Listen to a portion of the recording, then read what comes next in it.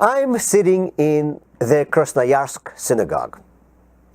Throughout my entire trip, I was really impressed with all the great work that the shluchim, the rabbis, are doing in their communities. But now, sitting here in Krasnoyarsk synagogue, I am thinking and I'm beginning to have gloomy thoughts. What's next? What is a Jewish future in a community like this? I am a rabbi in Baltimore, a large Jewish city. I lived in other cities with strong Jewish communities. Majority of Jews in these places, even if they don't go to a synagogue, have a strong Jewish identity. They know that they're Jewish. They are proud of it. They have Jewish families. And in Krasnoyarsk, not only it is in Russia, not only it is in Siberia, Krasnoyarsk is a large city with mainly working class population. The percentage of Jews in this city is very small, even compared to other cities in Russia. And among these Jews, the rate of assimilation is terrible. Many Jews grow up even without knowing that they're Jewish. And if they know about it, it is never discussed in their families. Most of Jews have no Jewish identity. The vast majority of the Jews here are married to not-Jews.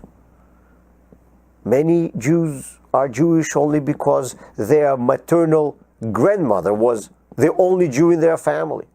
The vast majority of children in the Jewish preschool here don't have Jewish fathers. What could be the future in such community?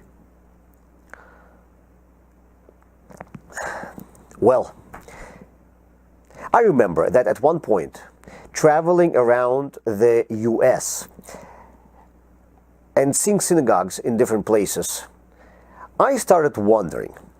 A popular name for many synagogues was Sha'arit HaPleita, or something similar to that, that means in English, the remaining of the survivors.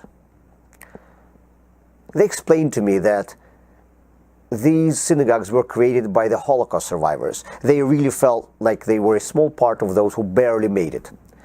But the name still bothered me. It's very depressing. It sounds doomed.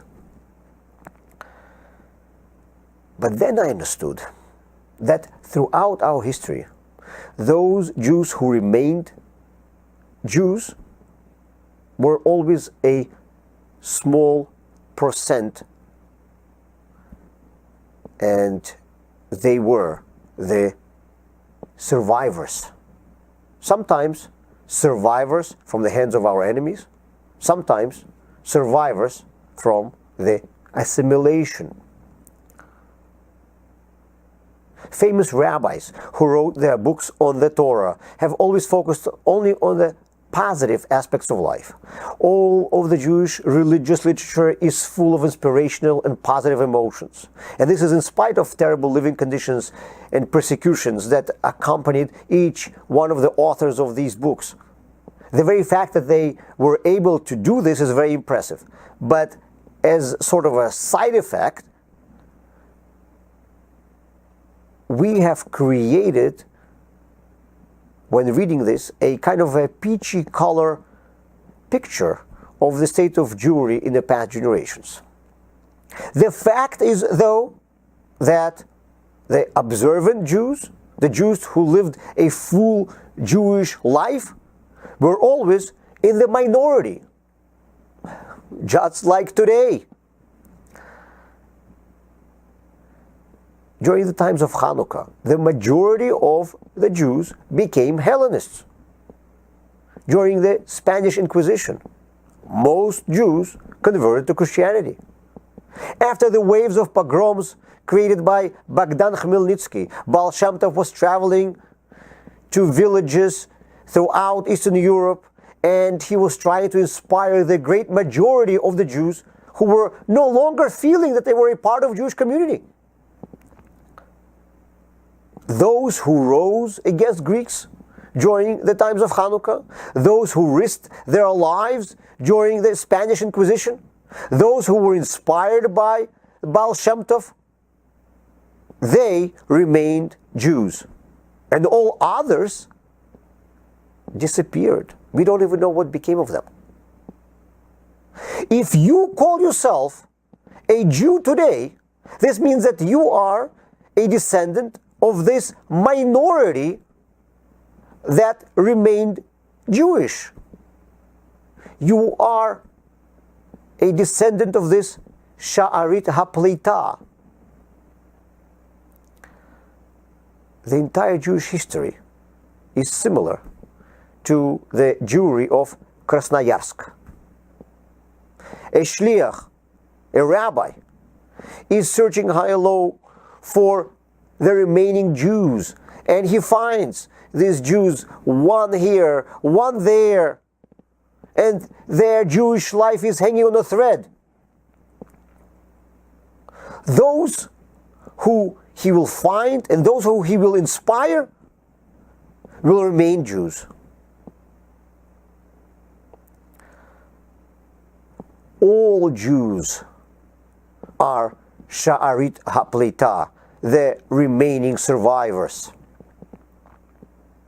We survived as Jews, and we will survive as Jews. We are promised that our nation is eternal, despite of all the difficulties. But unfortunately, those who survive and those who are part of this eternal nation always end up being the minority. Krasnoyarsk is a small illustration of Jews in general. Is there a future for Jews in Krasnoyarsk? Well, is there a future for Jews all over the world? Of course there is.